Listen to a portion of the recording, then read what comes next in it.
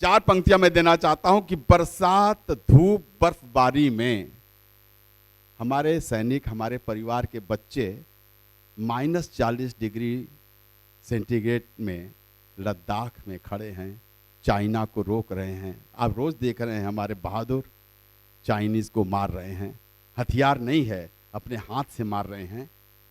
बरसात, धूप, बर्फबारी में नेताजी सरहद कभी आके देखो। बरसात, धूप, बर्फबारी में नेताजी सरहद कभी आके देखो। दुश्मन की गोली सीने में अपने कभी खा के देखो।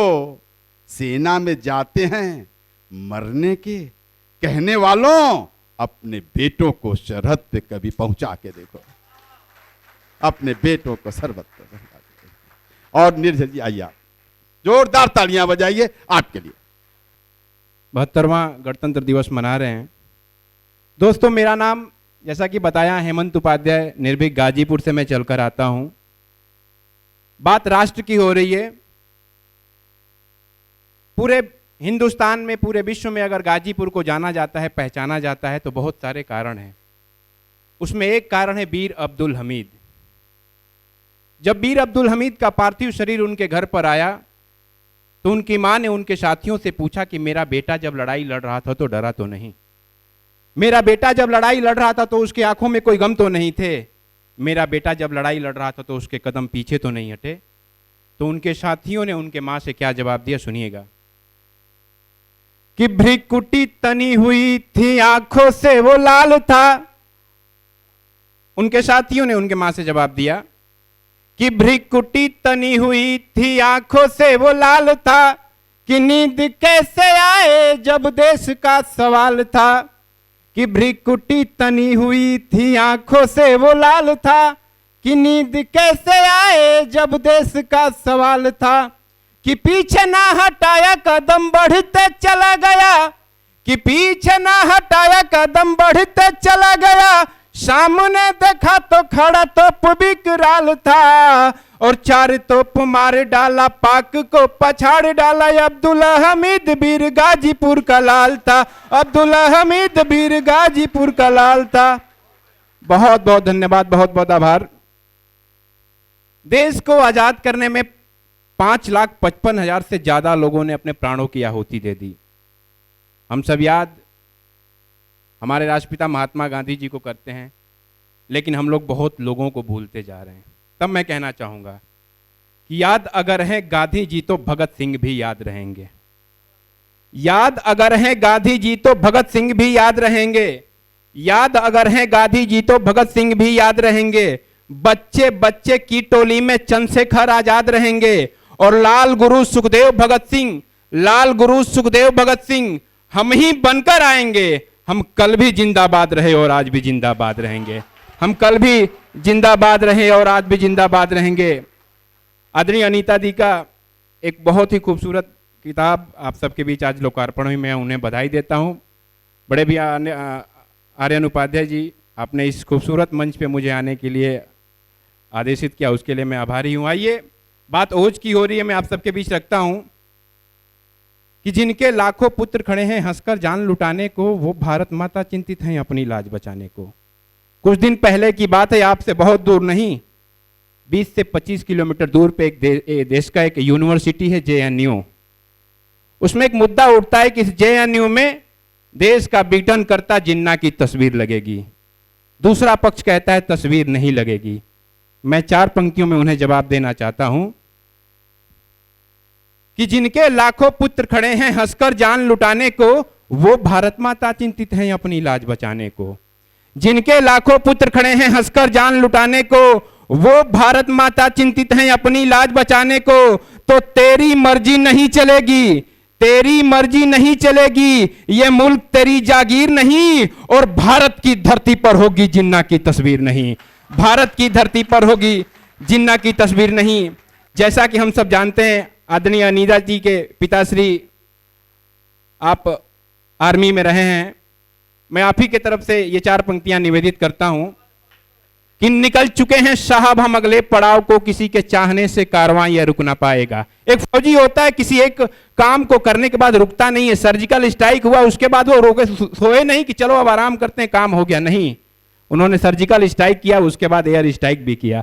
उन्होंने बहुत सारी लड़ाइयां भी लड़ी, कभी उन्होंने आराम नहीं किया। तब कहता हूं कि निकल चुके हैं साहब हम अगले पड़ाव को, किसी के चाहने से कारवां ये रुक ना पाएगा। हम फौजी हैं, हमारा फर्ज है इस देश की रक्षा। रहेगी सांस जब तक ये तिरंगा झुक ना पाएगा, रहेगी सांस जब तक ये तिरंगा झुक ना पाएगा। और तुम्हारे शस्त्रगार में रखे हथियार जितने हैं, अब इशारा समझिएगा मेरा, तुम्हारे शस्त्रगार में रखे हथियार जितने हैं, हमारी शादियों में उतने तो लहराए जाते हैं।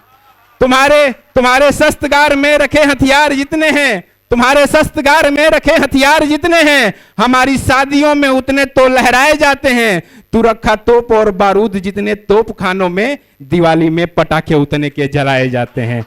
और तुम्हारी पीढ़ियां अफजल गुरु हाफिज को पढ़ती हैं, तुम्हारी पीढ़ियां अफजल गुरु हाफिज को पढ़ती हैं। यहां पर अटल और कलाम जी पढ़ाए जाते हैं। अंतिम मिश्रा, और आप सबको लगे कि हमने हिंदुस्तान की बात कर दी तो आशीर्वाद मिले, कि तुम्हारी पीढ़ियां अफजल गुरु हाफिज को पढ़ती हैं। यहां पर अटल और कलाम जी पढ़ाए जाते हैं।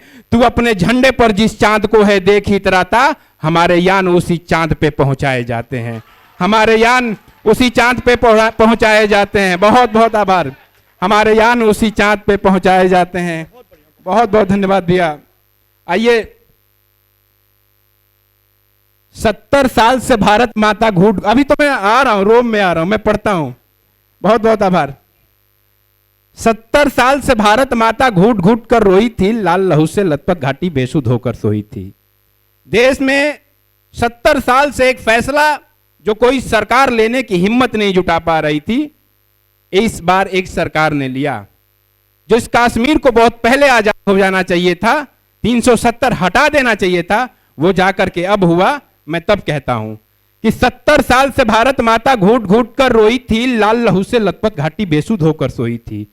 सोई थी निजाम यहाँ की दिल्ली के दरबारों में, नेहरू से जो प्रश्न पूछ दे दम कहां सरकारों में। और स्वर्ग धरा के इतिहास के पन्नों में ही खोई थी, स्वर्ग धरा की इतिहास के पन्नों में ही खोई थी। अरे खंडित बीज मेरे धरती की नेहरू जी ने बोई थी, खंडित बीज मेरे धरती की नेहरू जी ने बोई थी।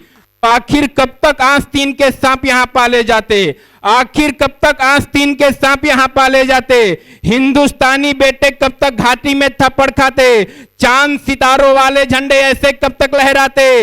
एक राष्ट्र में दो दो झंडे ऐसे कब तक लहराते, एक राष्ट्र में दो दो झंडे ऐसे कब तक लहराते।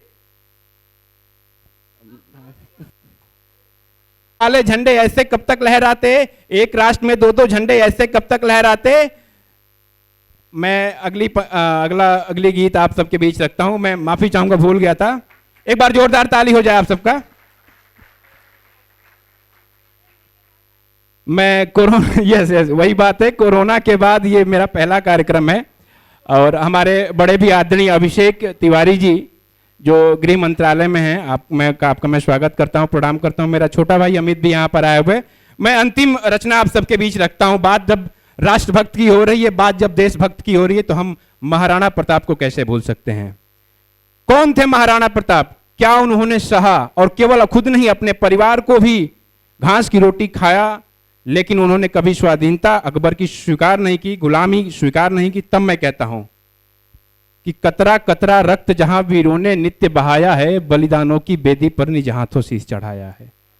कतरा कतरा रक्त जहां वीरों ने नित्य बहाया है, बलिदानों की बेदी पर निज हाथों शीश चढ़ाया है। घास की रोटी खाई पर मुगलों को नामंजूर किया, घास की रोटी खाई पर मुगलों को नामंजूर किया। राजपाट वैभव से था राणा ने खुद को दूर किया, उसने चित्तौड़ की रक्षा हेतु दृढ़ संकल्प उठाया था, उसने चित्तौड़ की रक्षा हेतु दृढ़ संकल्प उठाया था। अरे युद्ध कौशल राणा का देख बैरी भी थर्राया था, युद्ध कौशल राणा का देख बैरी भी थर्राया था। तब एक हाथ में ढाल लिए दूजे प्रतापी भाला था, तब एक हाथ में ढाल लिए दूजे प्रतापी भाला था। चेतक के टापों को सुनकर यमराज हुआ मतवाला था, वो जिधर चला अरिदल सेना में त्राहिमाम और शोर हुई। राणा की जीत सुनिश्चित हुई और जयकारा चहुओर हुई। फिर अकबर भी नादान हुआ, विचलित थोड़ा परेशान हुआ। फिर अकबर भी नादान हुआ, विचलित थोड़ा परेशान हुआ। राणा के चर्चे घर घर में सुनकर थोड़ा हैरान हुआ। तब बिगुल बजी हल्दी घाटी, शिव शंभू का आह्वान हुआ। तब बिगुल बजी हल्दी घाटी, शिव शंभू का आह्वान हुआ। और तिलक लगाकर माथे पर उस राणा का सम्मान हुआ। और तिलक लगाकर माथे पर उस राणा का सम्मान हुआ। फिर टूट पड़े मुगलों पर मानो रणचंडी ललकार उठी। फिर टूट पड़े मुगलों पर मानो रणचंडी ललकार उठी। मुगलों के रक्त की प्यासे होकर तलवारें टनकार उठी। कोई इधर पड़ा, कोई उधर पड़ा, कोई इधर पड़ा, कोई उधर पड़ा, कोई मूर्छित होकर जिधर पड़ा। कोई दुबक गया अपने घर में, कोई बिना लड़े ही हार गया। वो मातृभूमि के लिए समर्पित कोई स्वर्ग सिधार गया। कोई देखते जी उनके माथे के सूरज को पहचान गया। कोई शीश झुकाकर रणभूमि में भीख जान की मांग गया। कोई भाप गया था महाराणा के निश्चय अटल इरादों को, या मारू या मर जाऊं उस राष्ट्रभक्त के वादों को। बिजली कड़की बादल गरजा, बिजली बिजली बिजली बिजली बिजली कड़की बादल गरजा, पूरा भूमंडल डोल गया। बिजली कड़की बादल गरजा, पूरा भूमंडल डोल गया। और हर हर महादेव शिव शंभू बच्चा बच्चा बोल गया।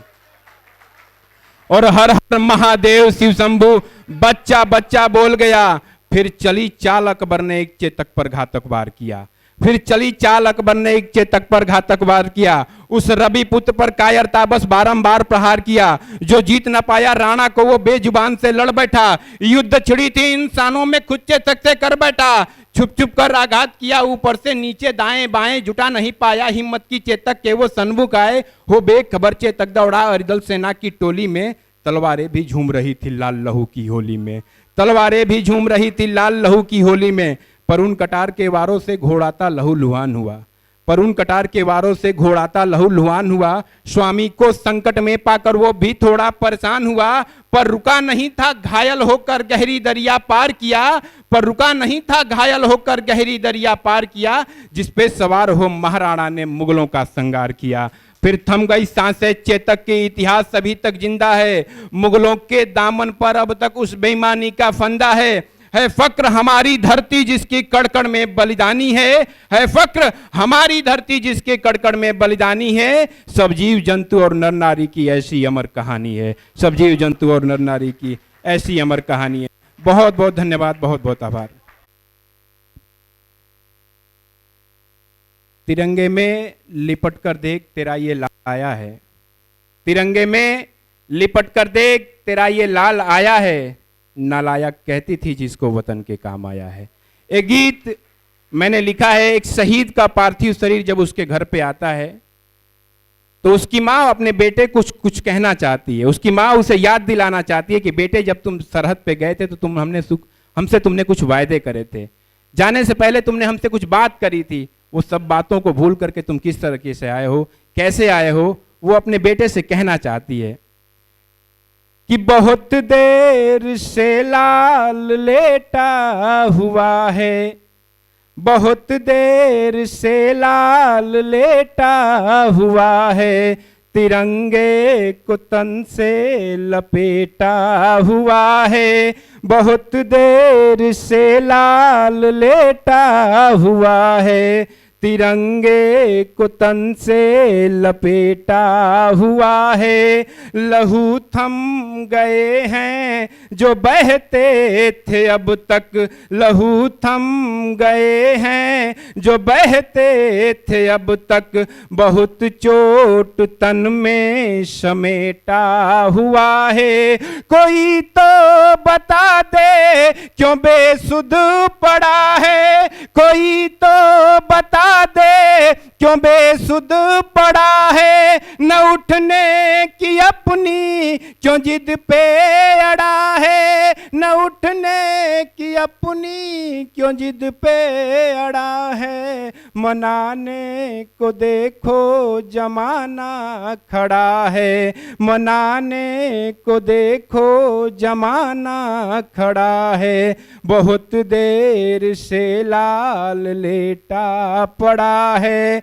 बस अंतिम मंत्रा, चूंकि समय की एक सीमा है, उसकी अंतिम मंत्रा पे आता हूं कि गया था ये कहकर कि आऊंगा जल्दी। मां याद दिला रही है कि गया था ये कहकर कि आऊंगा जल्दी, हाँ खुशियों से आंगन सजाऊंगा जल्दी, कि बहना तू राखी सजा कर के रखना, हम बूंदी के लड्डू बचा कर के रखना, बहना तू राखी सजा कर के रखना, हमारो ती रहती है मेरे ही खातिर, कि मारो ती रहती है मेरे ही खातिर, कि माँ को सदा तू हंसा कर के रखना, कि देखो न मैं रो रही हूँ हंसा दे,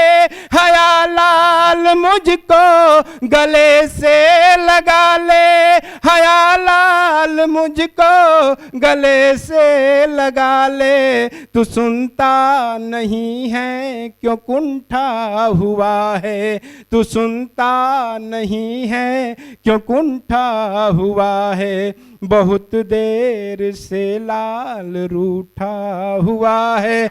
बहुत बहुत धन्यवाद, बहुत आभार।